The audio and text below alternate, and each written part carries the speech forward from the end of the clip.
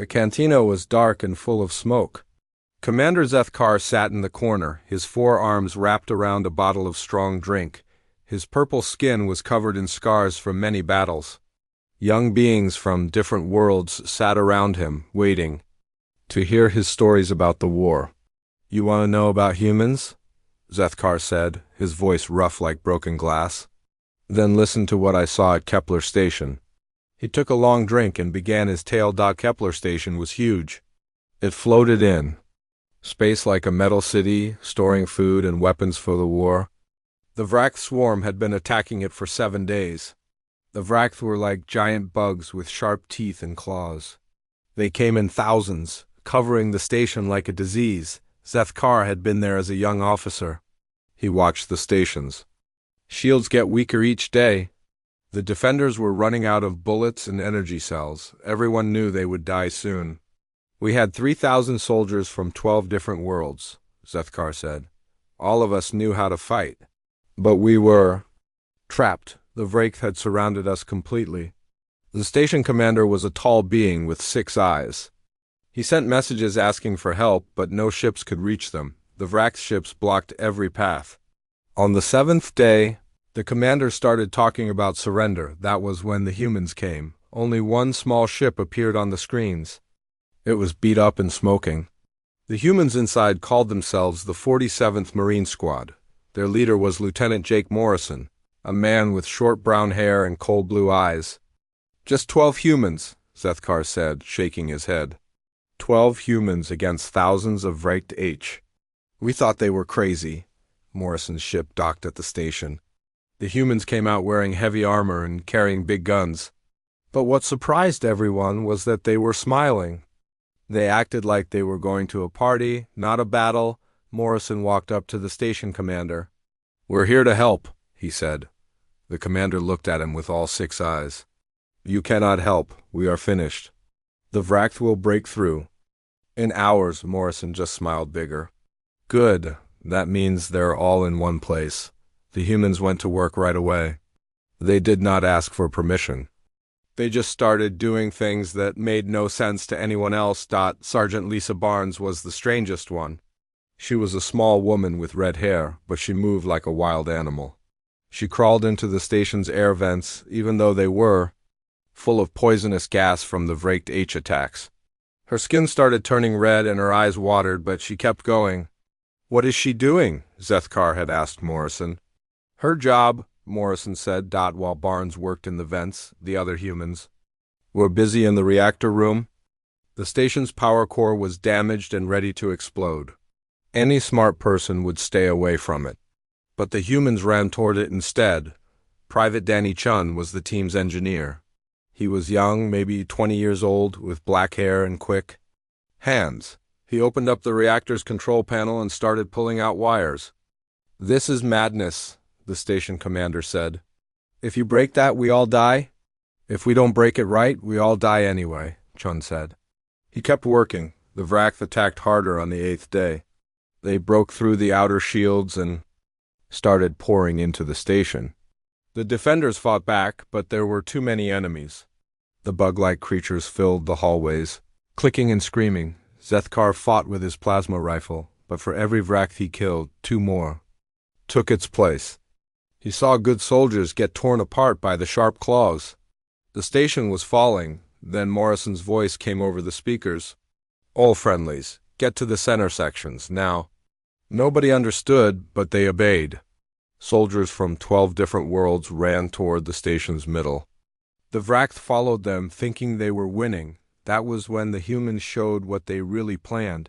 Barnes had been crawling through the vents for hours, rerouting power cables. Her hands were burned and bleeding, but she had connected the reactor to the station's old mining lasers. The lasers had not been used in years, but now they had power again. Chun had turned the reactor into a weapon. Instead of making power for the station, it was making power for the biggest gun anyone had ever seen. Morrison stood in the command center, his hand on a big red button. "Fire in the hole," he said. The station shook like it was being hit by a giant hammer. The mining lasers fired all at once. cutting through the outer sections where the Vrath were gathered. The beams were so bright that everyone had to close their eyes. When the shaking stopped, half the station was gone. But so were most of the Vraked H. The remaining defenders stared at the empty space where the outer sections used to be. Thousands of Vrath bodies floated in the vacuum, frozen solid. "They turned our own station into a weapon," Zethkar said to his listeners. "They destroyed part of it to save the rest." But the fight was not over. The surviving Vraked H were angry now. They came at the station's center with everything they had. The humans met them in the hallways with knives and clubs when their bullets ran out. Zethkar fought next to Morrison in the final battle. He watched the human leader take a Vrathclaw through his shoulder. But Morrison just grabbed the creature and threw it into a wall. Blood was running down his arm, but he kept fighting. "Why do you not retreat?" Zethkar asked him during a break in the fighting.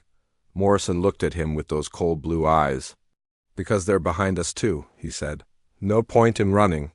The battle lasted 6 more hours.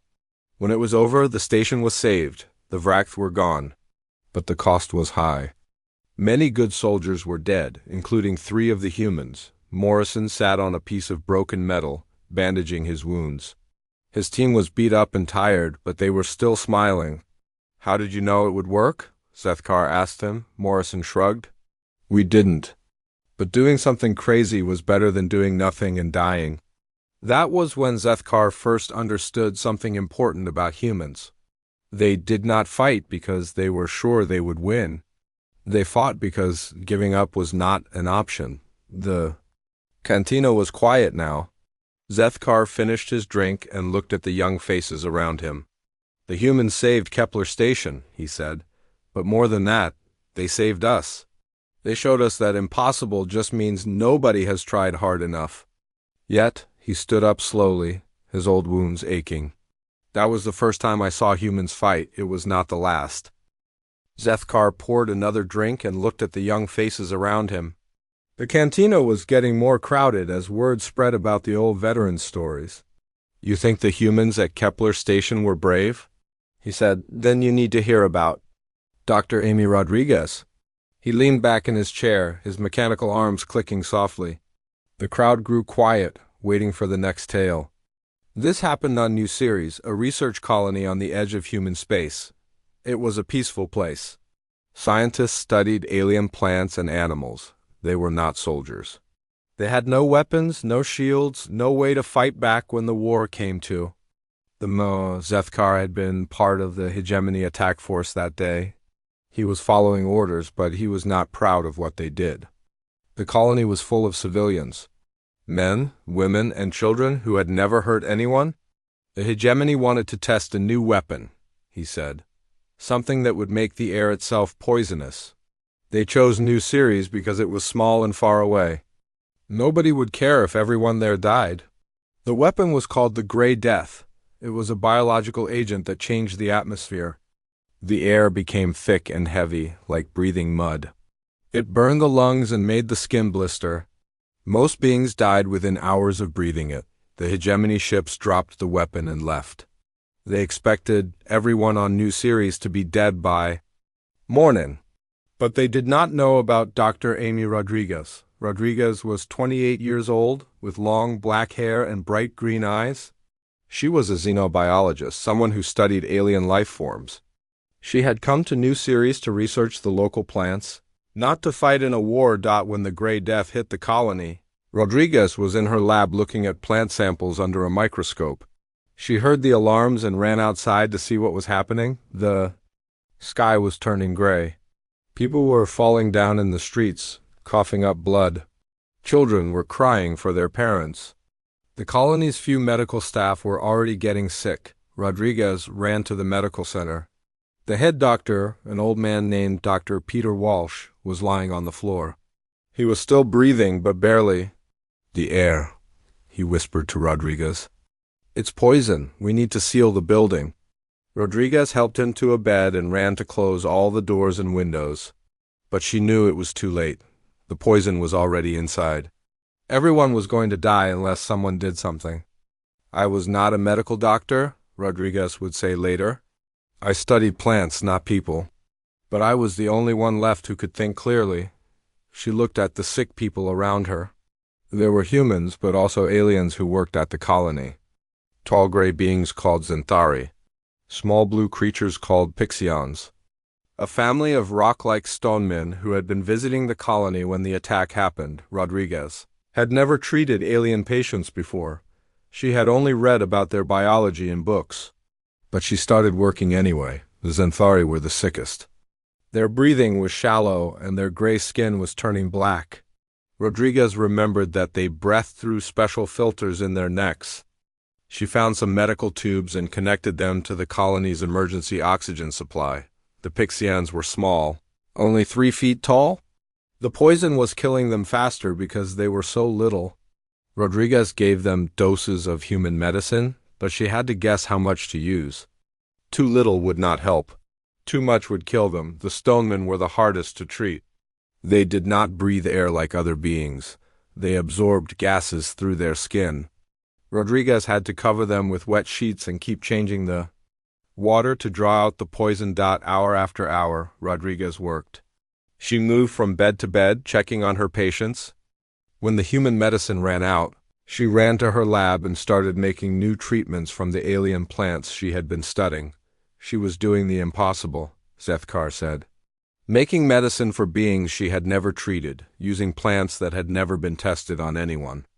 The worst part came on the second day. Rodriguez was exhausted. She had not slept or eaten since the attack. Her own lungs were starting to hurt from breathing the poisoned air. That was when the hegemony ground troops arrived. Zethkar had been. Among them, they came expecting to find a dead colony. Instead, they found Rodriguez still working in the medical center, trying to save lives. Kill her, the hegemony commander ordered. Kill all of them. But Rodriguez did something that shocked everyone. She stepped in front of her patients and spoke to the hegemony soldiers in their own language. I am treating your wounded, she said. The soldiers looked confused. What wounded? Rodriguez pointed to a corner of the medical center. There, on 3 beds, were hegemony soldiers. They had been hurt in the attack on the colony. Their own poison had made them sick too. I found them outside, Rodriguez said. They were dying, so I brought them in. Zethkar stared at the scene. Rodriguez had saved enemy soldiers. The same beings who had tried to kill her and everyone else on the colony. Why? The hegemony commander asked. Rodriguez looked tired, but her voice was steady. Because they needed help. The commander raised his weapon. You are a fool, human. Your kindness will not save you. Rodriguez did not move. Maybe not. But it might save them. She pointed to the hegemony soldiers again. One of them was trying to sit up. His name was Kethver, and he was the commander's brother. She saved my life, Kethver said weakly. When I was choking on the poison, she put a breathing tube down my throat. She gave me medicine. She could have let me die, but she did not. The commander hesitated. Zethkar could see the confusion in his eyes. This was not what they expected from humans. She is the enemy, another soldier said. She is a healer, Kethver replied. The poison does not care who made it. It kills everyone. The same. The standoff lasted for minutes. Rodriguez stood between the soldiers and her patients, ready to die to protect them. Her green eyes never left the commander's face. Finally, the commander lowered his weapon. We leave, he said, but you come with us. Rodriguez shook her head. I cannot. These people need me. Then you will die with them. If that is what it takes? The hegemony forces left without taking Rodriguez. They also left supplies. Medical equipment, food, and clean water. Kethver had convinced his brother to help the woman who had saved his life. Rodriguez worked for 3 more days without rest. She saved 87 people that week. Humans, aliens, and even enemy soldiers. She treated everyone the same. When the rescue ships finally came, they found Rodriguez passed out at her desk. She was still alive, but barely. Her lungs were damaged from breathing the poisoned air for so long. The rescue team leader was Captain Paul Bennett, a big man with a thick beard. He found Rodriguez's medical notes scattered around the room. Pages and pages of observations about treating different alien species with improvised medicine. She figured out how to cure the Gray Death, Bennett said later. Not just for humans, but for everyone. She saved more lives in 1 week than most soldiers save in their entire careers. Rodriguez recovered, but her lungs never fully healed. She had to use a breathing machine for the rest of her life, but she never complained. The war taught me something, she said years later. Pain is the same in every language, so is the need to help others. Zethkar finished his drink and looked around the cantina. That human woman changed how I saw the war. She showed me that healing is braver than fighting. He stood up slowly, his old joints creaking. Rodriguez proved that humans do not just fight for victory. They fight for life itself, all life. Even the lives of their enemies. The crowd was silent as they thought about the story. Finally, a young Pixian spoke up. What happened to her? Zethkar smiled, a rare expression on his scarred face. She became the head of the Galactic Medical Council. She spent the rest of her life teaching other doctors how to treat patients from different worlds. Her methods are still used today. He looked at his mechanical hands, gifts from human doctors years later. She saved more than just the people on new series. She saved the idea that mercy is not weakness. That even in war, some things are more important than winning. The cantina was full now. Beings from many worlds had come to hear Zethkar's stories. Some sat on chairs, others stood against the walls. Everyone wanted to hear about the humans and their impossible victories. Zethkar ordered another bottle and settled back into his chair. His forearms moved slowly, the mechanical ones clicking with each gesture. You want to know about human tricks? He said. Then listen to what happened at the Battle of the Phantom Fleet. The crowd leaned in closer. Even the bartender stopped, washing glasses to listen. This was the biggest trap in the war, Zethkar began. The hegemony had been planning it for months. We knew exactly where Admiral Karen Swift's fleet would be.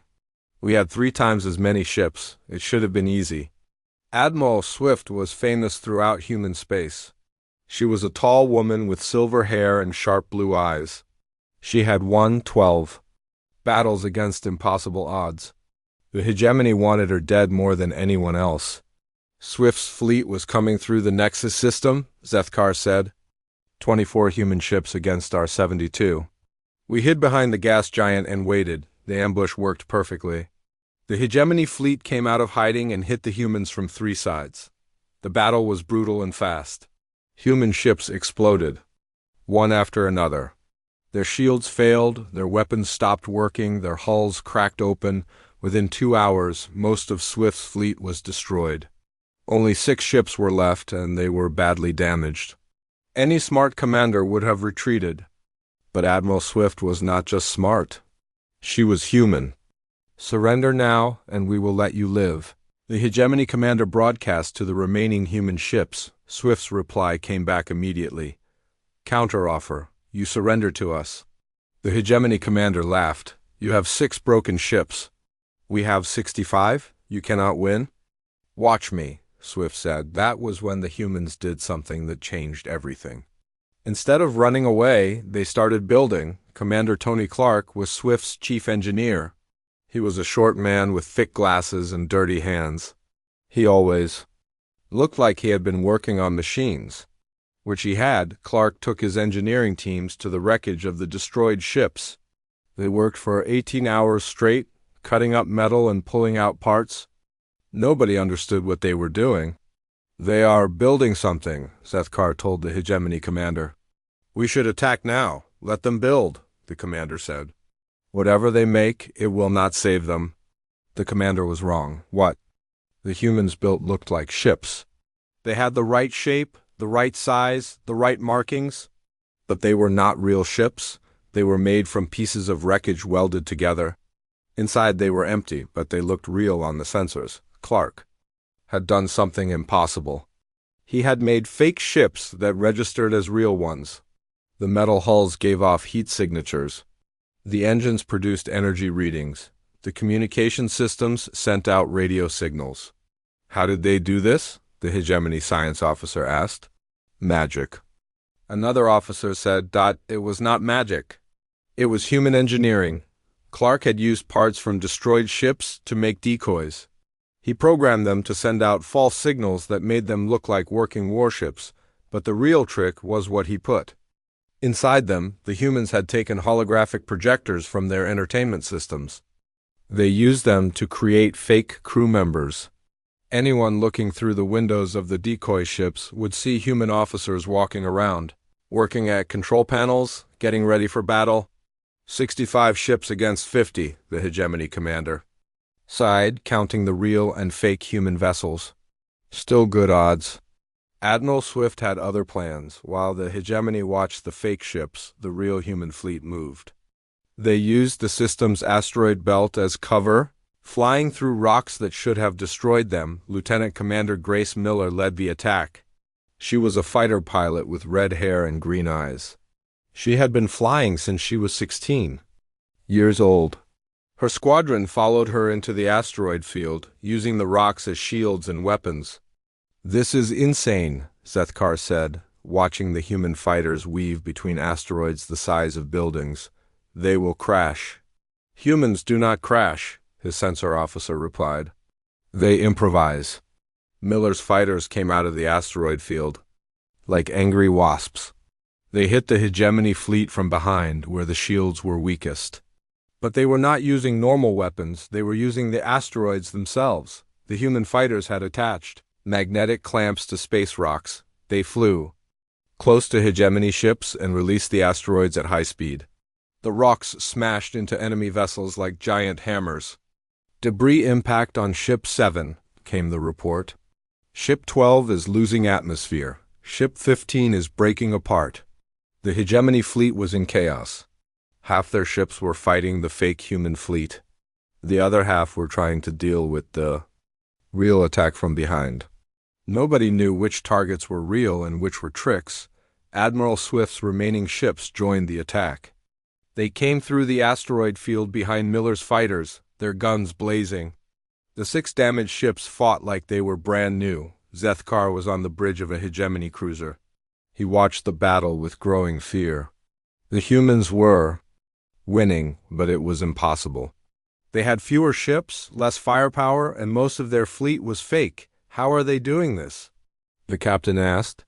They are making us fight ghosts, Zethkar said. We are shooting at ships that are not there, while the real ones kill us. The battle lasted 4 more hours. When it was over, the hegemony had lost 43 ships. The humans had lost only 2 more. Admiral Swift had turned defeat into victory using nothing but scraps and imagination. The fake ships kept fighting until the end. Even after the battle was over, they continued sending out signals and moving around the battlefield. Some hegemony ships were still shooting at empty hulls hours later. We surrender, the hegemony commander finally said. Admiral Swift appeared on the communication screen. Her silver hair was messy and her uniform was torn, but she was smiling. Smart choice, she said. Though I have to ask, why did it take you so long to figure out which ships were real? The hegemony commander looked embarrassed. Your fake ships were very convincing. Thank you. Commander Clark worked very hard on them. Swift paused and looked directly at the camera. I want you to remember this battle. Tell your leaders what you saw here. Tell them that humans do not give up. Tell them that we will use anything and everything to win, even ghosts. The hegemony prisoners were taken to the remaining human ships. Zethkar found himself on Admiral Swift's flagship. He met Commander Clark in the engineering section. How did you make the fake ships work? Zethkar asked. Clark smiled and pushed his glasses up his nose. Trade secret, but I will tell you this much. The hardest part was not making them look real.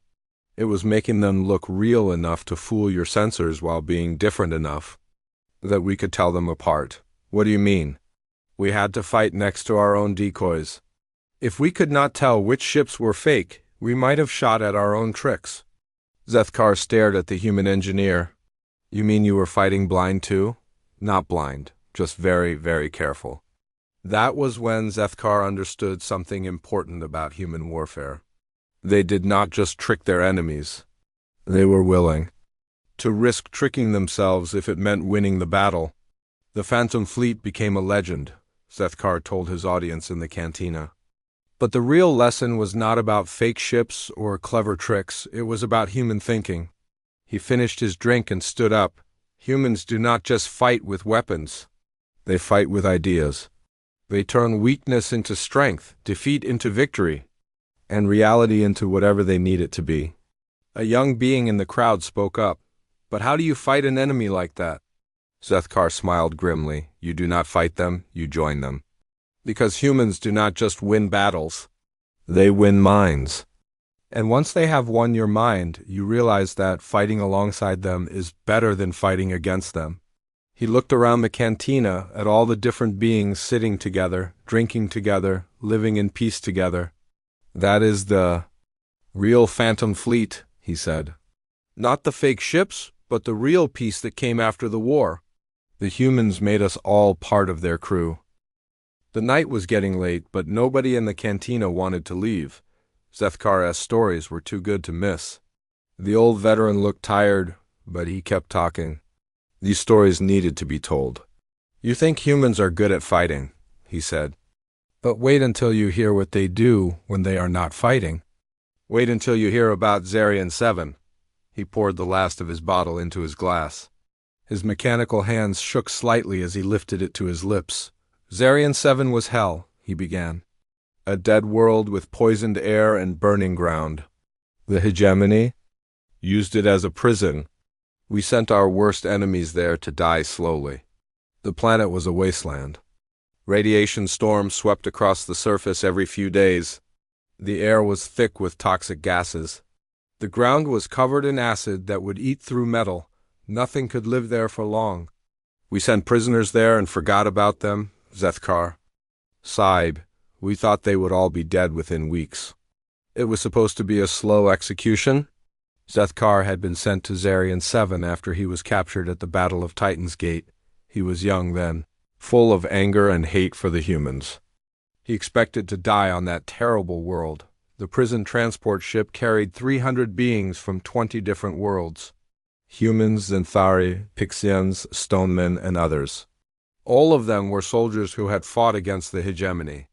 All of them were enemies of each other. We hated everyone, Zethkar said. The humans hated us for attacking their colonies. We hated them for fighting back. The Zenthari hated the Pixians for old wars. The Stonemen trusted nobody. We were ready to kill each other before the planet killed us. The transport ship dumped them on the surface and left. The prisoners looked around at their new home. Broken rocks, pools of acid, and a sky the color of blood. The air was so bad that everyone started coughing immediately. Most beings sat down and waited to die. But not the humans. Engineer Ryan Foster was the first to stand up. He was a big man with brown hair and strong hands. He had been building bridges and buildings before the war. Now he looked at the broken world and started planning. We need shelter, he said to the group. Why? Asked the Zenthari warrior. We are all going to die anyway, Foster smiled. Maybe, but I would rather die trying to live than live waiting to die. The humans started working immediately. They pulled metal sheets from the crashed transport ship and began building a shelter. Other prisoners watched them with confusion. You are wasting your time, a Pixian officer said. This world will kill us all. Then we better get busy, said botanist Helen Martinez. Martinez was a small woman with black hair and dirt under her fingernails. She had spent her life growing things in impossible places. Now she was looking at Zarian 7 like it was just another challenge. She walked around the landing site, collecting samples of soil and water. Everything was poisoned, but she kept taking notes in a small book. What are you doing? Zethkar asked her. Learning, she said. If I understand what is killing this world, maybe I can figure out how to fix it. The other humans joined in. They worked together like they had been planning this for years. Foster built shelters from wreckage. Martinez studied the poisoned soil. Others worked on water filters and air purifiers, but the most important human was Sergeant Danny Rodriguez. Rodriguez was not the biggest or strongest human. He was average height with dark hair and quiet eyes, but he had something special. He could talk to anyone and make them listen. "We need to work together," he told the prisoners. "Humans, aliens, everyone. This world does not care what species we are. It wants to kill us all the same. Why should we help humans?" asked the Xanthari commander. "You are our enemies." Rodriguez sat down next to the alien warrior. "Yesterday we were enemies. Today we are neighbors. Tomorrow we might be friends.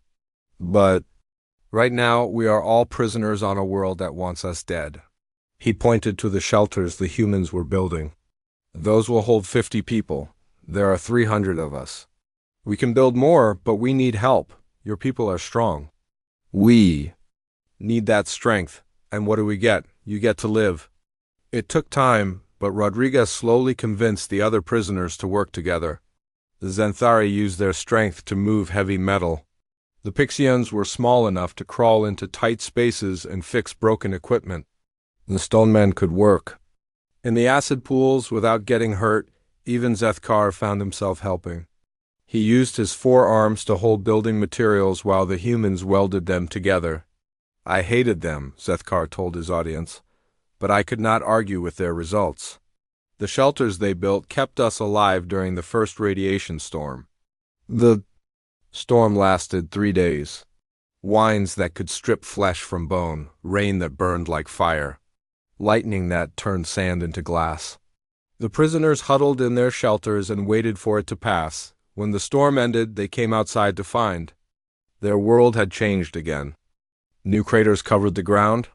The air was even more poisonous than before. Several prisoners had died despite the shelters. Most beings would have given up then. But the humans just got back to work. Martinez had been studying the soil during the storm. She made an amazing discovery.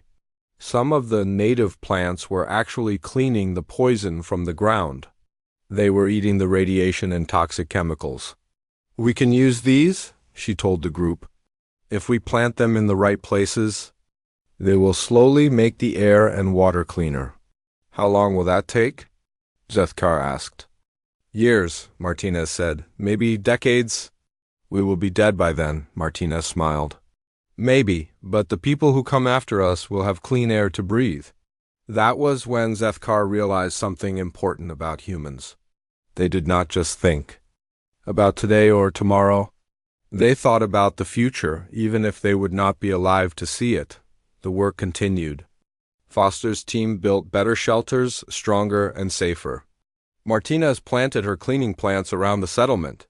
Rodriguez organized work crews and settled disputes between different species. "We had prisoners from 20 worlds," Zethkar sighed. "All of us had been enemies.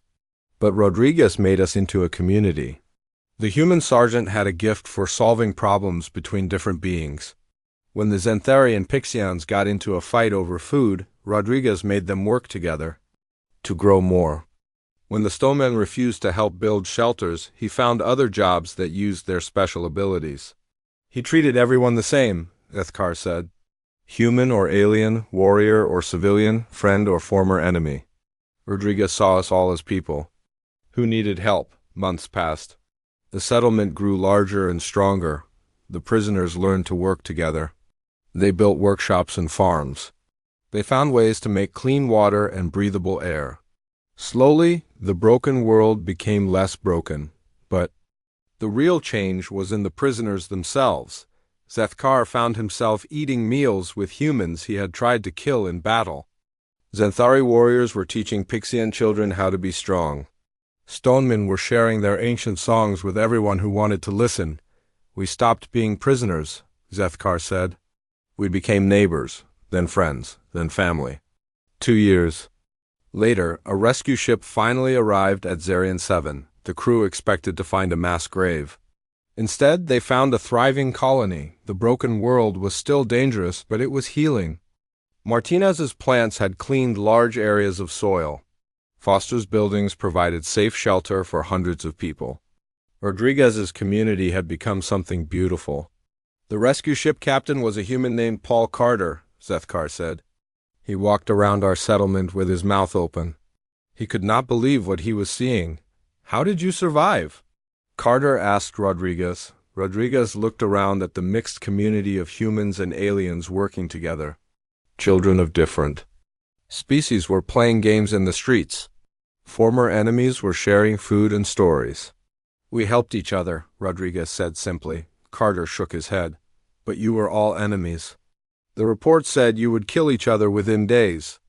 The reports were wrong, Zethkar said, joining the conversation. We learned that survival is more important than old hatreds. We learned that humans do not just fight for victory. They fight for tomorrow.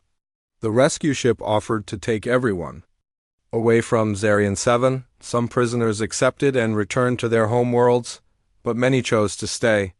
They had built something special on the broken world, and they did not want to leave it behind. Zethkar was one of those who stayed. He had found a new purpose helping to build the colony. He had also found new friends among the humans who had changed his life. Today, Zarian 7 is a beautiful world, Zethkar told the cantina crowd.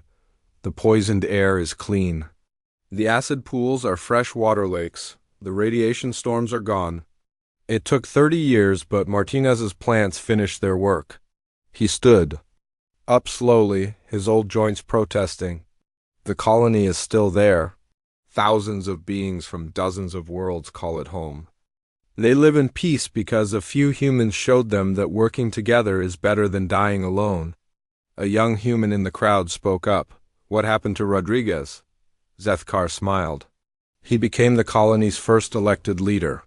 He served for 20 years before retiring. They built a statue of him in the town square, but he made them put the names of all the original prisoners on it too. And Martinez? She became the galaxy's leading expert on environmental restoration. Her methods are used on dozens of worlds now. Foster became the colony's chief engineer. All three of them lived long, happy lives. The cantina was almost empty now. Only the most dedicated listeners remained to hear Zethkar's final stories. The old veteran looked exhausted, but his eyes still burned with memories of the war. You have heard about human courage, human cleverness, human kindness, he said. Now, let me tell you about human sacrifice. Let me tell you about the last stand at Proxima Gate. He ordered one more drink, his mechanical hand steady despite his age. The bartender poured quietly, not wanting to interrupt the story. This was the final battle of the war, Zethkar began.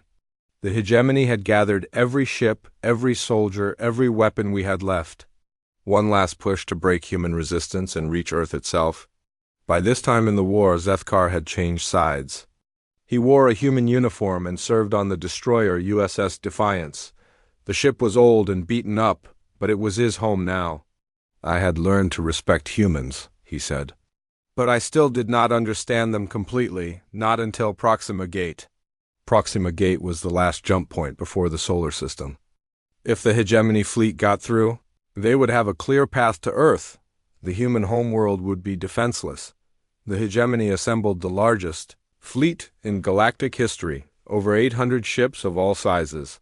Massive dreadnoughts that could destroy planets, fast cruisers loaded with fighters. Troop transports carrying millions of soldiers. Humanity had barely 200 ships to stop them. Any smart commander would have retreated, Zethkar said. They would have fallen back to Earth and tried to defend the homeworld. But Captain Alex Thompson was not just smart. He was human. Thompson commanded the USS Defiance. He was a tall man with gray hair and tired eyes. He had been fighting for 5 years without a break. Many of his friends were dead. His home city had been bombed. He had every reason to be angry and afraid, but when the orders came to hold Proxima Gate at all costs, Thompson just nodded. Understood, he told Fleet Command. We will hold the line. For how long? The Admiral asked. Thompson looked at his crew, humans and aliens working together on the bridge. For as long as it takes. The battle began at dawn, ship time. The hegemony fleet came through the jump gate like a metal avalanche.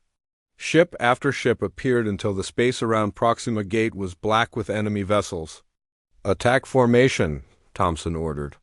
All ships engage the enemy.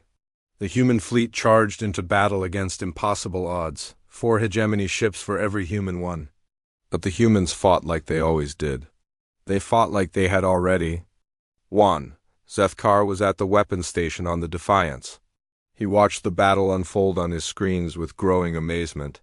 The human ships moved like dancers, avoiding enemy fire and striking back with deadly precision. How are they doing this? He asked Lieutenant Nicole Turner, the human weapons officer. Turner was a young woman with blonde hair and steady hands. She had been fighting since she was 18 years old. Practice, she said, firing another missile. Lots and lots of practice. The battle raged for hours. Human ships were outnumbered, but they were faster and smarter. They used the asteroid field around Proxima Gate as cover. They coordinated their attacks perfectly.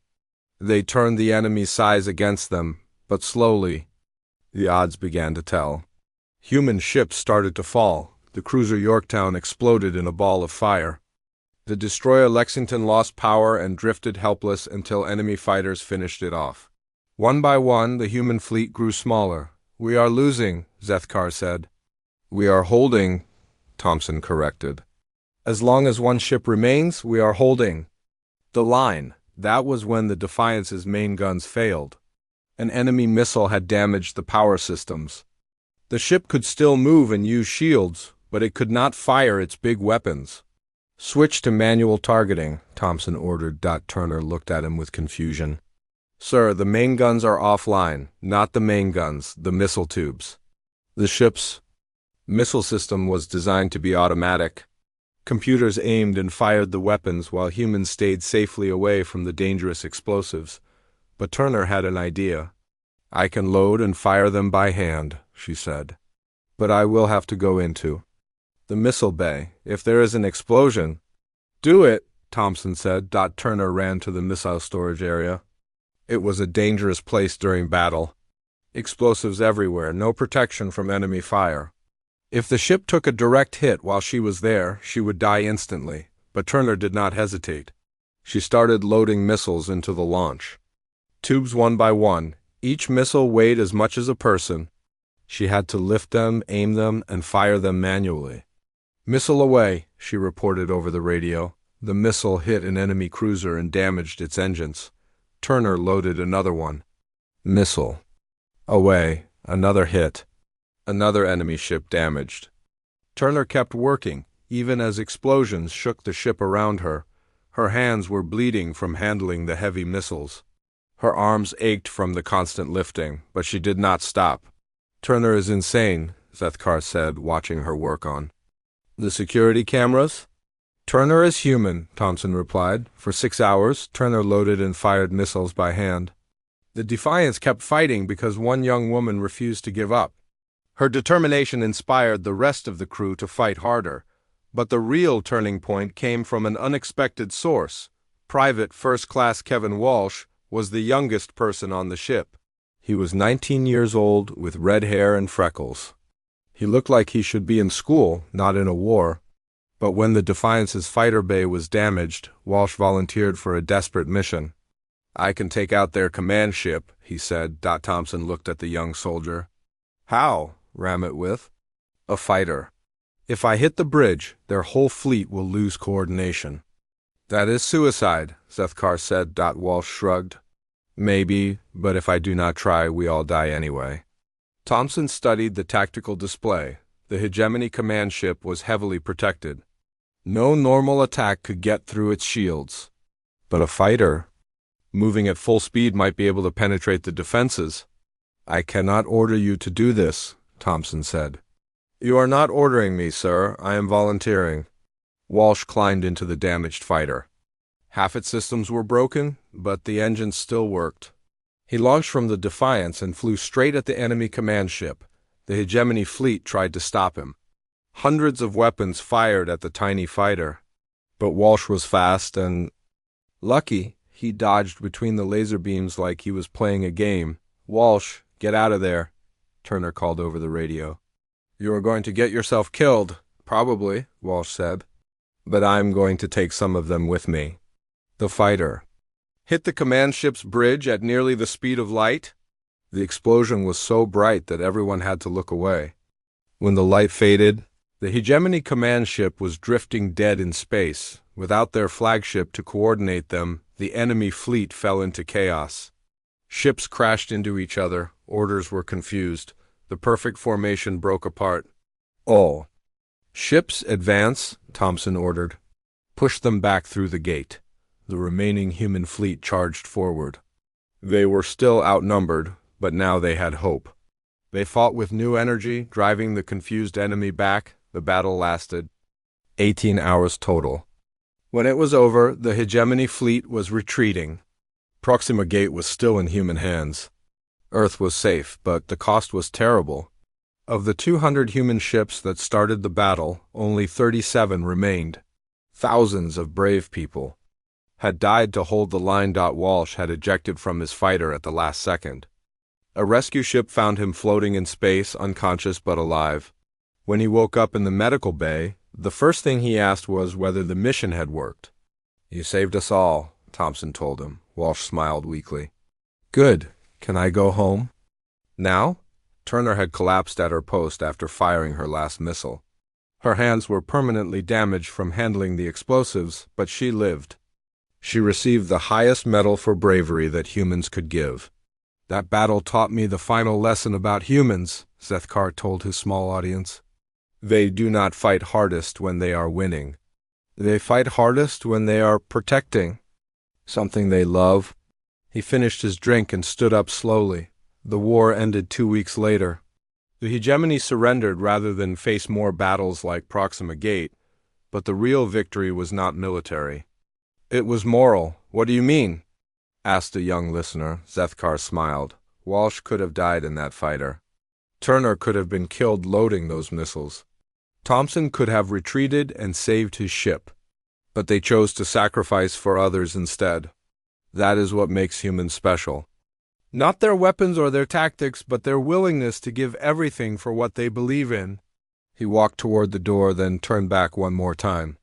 The hegemony had more ships, more soldiers, more weapons. But humans had something we could never match. They had each other. And when humans fight for each other, they cannot be defeated. The cantina fell silent as Zethkar left. The few remaining listeners sat quietly, thinking about the story they had just heard. Outside, the lights of the peaceful city twinkled in the darkness, a reminder of the price that had been paid for the peace they now enjoyed. The cantina was quiet now. Only a few beings remained to hear the end of Zethkar's tale. The old veteran sat alone at his table, staring at his empty glass. His mechanical hands reflected the dim light as he prepared to tell his final story. "You have heard about the war," he said softly. "Now let me tell you about what happened after. Let me tell you about the price of victory." The bartender brought him one last drink. Zethkar nodded his thanks and began the final chapter of his memories. The war ended with the hegemony's surrender. We expected revenge, we expected punishment. We expected the humans to treat us the way we had treated them. We were wrong. When the surrender was signed, Zethkar was still serving on human ships. He had proven himself in battle and earned the respect of his human crewmates. But he wondered what would happen now that the fighting was over. "I was afraid," he admitted. "My people had done terrible things. We had attacked human colonies. We had used biological weapons. We had sent prisoners to die on poison worlds. I thought the humans would want justice." The first sign that things would be different came 3 days after the surrender. Colonel Matt Johnson arrived at the former hegemony capital with a fleet of human ships. But instead of soldiers, the ships carried doctors, engineers, and teachers. Johnson was a big man with a gray beard and kind eyes. He had fought in many battles during the war, but now he wore the uniform of the Reconstruction Corps. His job was not to punish the defeated hegemony, but to help them rebuild. "We are not here as conquerors," Johnson announced to the gathered crowds. "We are here as neighbors." The hegemony leaders did not understand. "Why?" asked former Admiral Kestar. "We tried to destroy you. We killed millions of your people. Why do you help us now?" Johnson looked at the ruined city around them. Buildings had been damaged by bombing. People were hungry and afraid. Children cried in the streets. Because the war is over, he said simply. And because these people need help. Zethkar watched the humans work with growing amazement. They rebuilt schools and hospitals. They brought food and medicine. They helped set up new governments on former hegemony worlds. It made no sense, Zethkar said. We had been their enemies. We had tried to kill them. But they treated us like family. The most amazing human was Dr. Patricia Lee. She was a small woman with silver hair and gentle hands. She had come to help hegemony veterans who were suffering from trauma after the war. Many alien soldiers had trouble sleeping. They had nightmares about the battles they had fought. Some could not stop shaking, others refused to leave their homes. On Earth, humans called this condition post-traumatic stress. Dr. Lee was an expert in treating it. But I had never worked with alien patients. Before, she told Zethkar during their first meeting, I will have to learn as I go. Zethkar had been having nightmares since the war ended. He saw the faces of humans he had killed in the early battles. He heard the screams of civilians caught in crossfire. He could not forget the terrible things he had done. Why do you want to help me? He asked Dr. Lee. I killed your people because you are suffering, she said. And because the person who killed my people is not the same person sitting in front of me now. Dr. Lee worked with hundreds of veterans from both sides of the war. She developed new treatments that worked for different alien species. She taught other doctors how to help trauma victims from many worlds. She saved my mind the way other humans had saved my body, Zethkar said. Dr. Lee showed me that the war was over, but my life was not. She helped me find a way to live with what I had done. But the real miracle was what happened on the worlds themselves. Zethkar traveled to his home planet 6 months after the war ended. He expected to find it occupied by human troops. Instead, he found human volunteers working. Side by side with his own people, engineer Sarah Kim was building new water treatment plants. Teacher Robert Brown was helping alien children learn to read.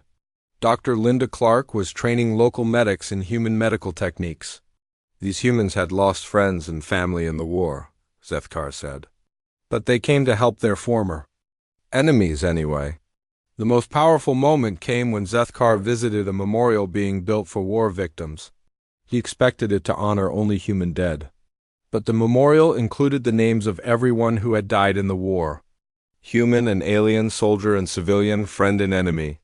All of them deserve to be remembered, said the memorial's designer, a human artist named David Park. The war took everyone from us. We should honor everyone it touched. Zethkar found his own brother's name on the memorial. Velkar had died fighting against humans in the Battle of the Spiral Nebula. Seeing his name carved in stone next to human names made Zethkar cry for the first time since the war ended. Why include him? Zethkar asked Park. He was your enemy. He was someone's brother, Park replied. He was someone's son. The war made us enemies, but death makes us equal. Years passed. The reconstruction continued. Former hegemony worlds became peaceful again. Trade resumed between different species. Children who had grown up during the war learned to trust their former enemies. Zethkar stayed on Earth for several years, working with Dr. Lee to help other veterans. He learned to speak perfect human English. He made friends among the people he had once tried to kill, but the hardest lesson came when he met the families of humans he had killed. I was terrified, Zethkar said. I thought they would hate me. I thought they would want revenge. Instead, they invited him into their homes. They shared meals with him.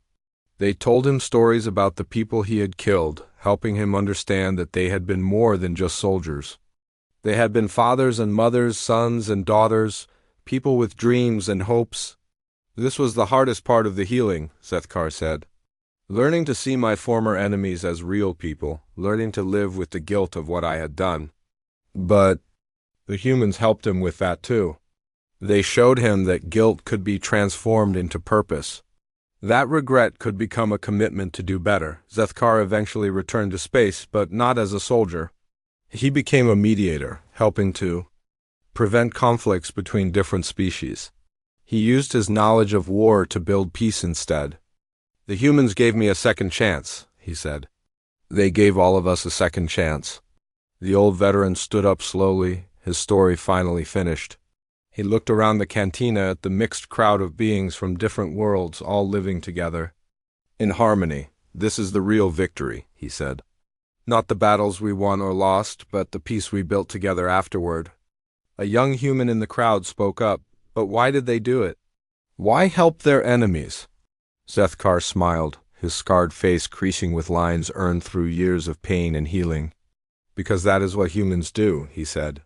They do not just fight wars, they fight for the future. They fight for a tomorrow where everyone can live in peace. He gathered his coat and walked toward the door. The war lasted 5 years. The peace has lasted 50. Which one do you think was more important? As he reached the exit, Zethkar turned back one final time. I lost my arms in the war, he said, raising his mechanical hands. Human doctors gave me new ones. I lost my purpose in the war. Human friends helped me find a new one. I lost my faith in peace during the war. Human kindness helped me believe again. He looked directly at each person. In the cantina. That is why humanity won. Not because they were the best at making war, but because they were the best at making peace. They turned enemies into friends. They turned hatred into hope. They turned the end of one story into the beginning of a better one. The door closed behind him, and Zethkar disappeared into the peaceful night. But his words remained, echoing in the minds of everyone who had heard them. Outside, the city lights twinkled like stars. Ships from a dozen different worlds docked at the spaceport. Children of many species played together in the parks. Former enemies worked side by side in offices and factories. This was humanity's greatest victory. Not conquest, but community. Not domination, but cooperation. Not the end of war, but the beginning of something better. The bartender cleaned the glasses and prepared to close for the night. Tomorrow, new travelers would come to the cantina. Some would be human, others would be alien, all would be welcome. That too was part of humanity's legacy. They had taught the galaxy that differences could be strengths, that former enemies could become family, and that the future was always worth fighting for. The war was over. The peace would continue, and somewhere in the darkness, an old veteran walked home through streets filled with beings from across the galaxy, all living together because humans had shown them how.